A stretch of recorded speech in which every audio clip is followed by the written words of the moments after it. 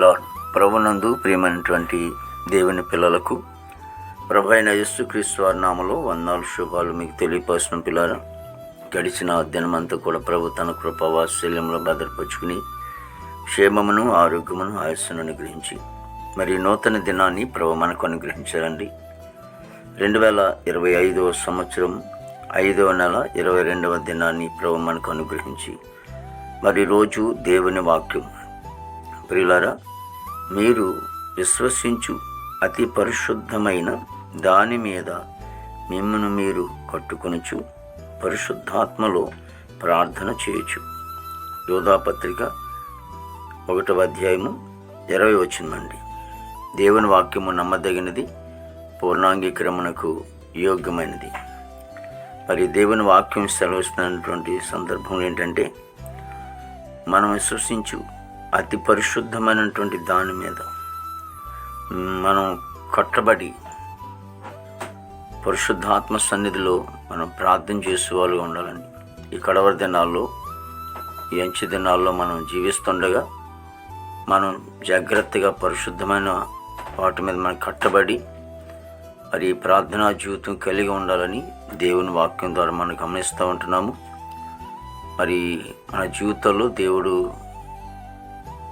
మరి పడిపోకున్నట్లు, లేకపోతే దేవాది దేవుని సన్నిధిలో ఆధ్యాత్మికంగా మనం ఎదిగేటట్లు ఎప్పటికప్పుడు మన జీవితాన్ని కట్టుకుంటూ మరి ప్రార్థనలో గడిపినట్లయితే దేవాది దేవుడు గొప్ప ఆశీర్వాదకరంగా మన పరిచర్యను, మన కుటుంబాలను, సంఘాలను ఉంచేవాడుగా ఉంటూ ఉన్నాడు. కాబట్టి ఆ దిశగా మనం ప్రయాణం చేద్దాం. ప్రార్థన. మహాపరిశుద్ధుడా, ప్రేమగల తండ్రి, కృపలేసు నీకే స్తోత్రాలు, స్తుతులు చెల్లిస్తున్నాం ప్రభు. గొప్ప దేవుడు, ఆశ్చర్యకుడా నీకే స్తోత్రాలు.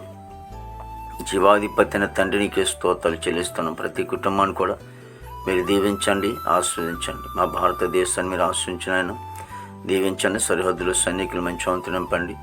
ఉద్యోగస్తులందరూ కూడా మంచి వంతు నింపండి. యవన బిడ్డలందరినీ కూడా ప్రభావ రక్షించుకోండి. చెడు మార్గం నుంచి విడుదల చేసి నీతి మార్గంలో వాళ్ళు నడిపించండి. ప్రవాహి దేశాలను బిడ్డలందరూ కూడా మంచి వంతు నింపండి. దేవాది గొత్తాన్ని పనికెళ్ళే బిడ్డలు కూడా మంచి ఆరోగ్యం నింపండి. మా దేశ పాడి పంటనంతా మీరు ఆశ్రయించి దీవించిన ఆయన. దేవాది గొత్తాన్ని ఎంతమంది వ్యవస్థలు ఇప్పుడు చేసుకుంటున్నారు, ఇంకెక్కడ మంచి వాతావరణం దయచేయండి. సభలు కూడా ప్రభావ జరుగుతూ ఉన్నాయి. వాతావరణం స్వాధీనించుకుని తండ్రి దేవా నీకు స్తోత్రాలు చెల్లిస్తున్నాం ప్రభు. హాస్పిటల్ రూమ్ స్వస్థపరచండి. జైలు ఉన్న బిడ్డలు విడుదల చేయండి. కోర్టు గొడవలు, కేసు గొడవలన్నీ కూడా కొట్టివేసి రక్షణ లేని వారు రక్షణ దయచేయండి. మారు మనసు లేని వారు మారు మనసు దయచేయండి.